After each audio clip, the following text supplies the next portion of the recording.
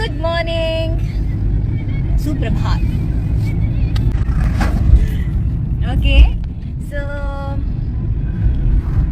मेरी फिल्म एक रिलीज हुई है जिसका नाम है नाम बदनाम, और बहुत ही प्यारी फिल्म बनी है। यूपी, बिहार, झारखंड में रिलीज हुई है। सो उसे आप ज़रूर देखें और अपना प्यार दें।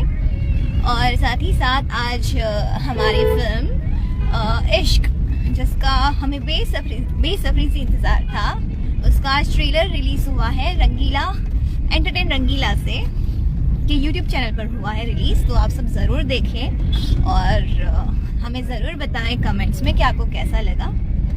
बहुत ही प्यारी फिल्म बनी है और भरपूर रोमांस एक्शन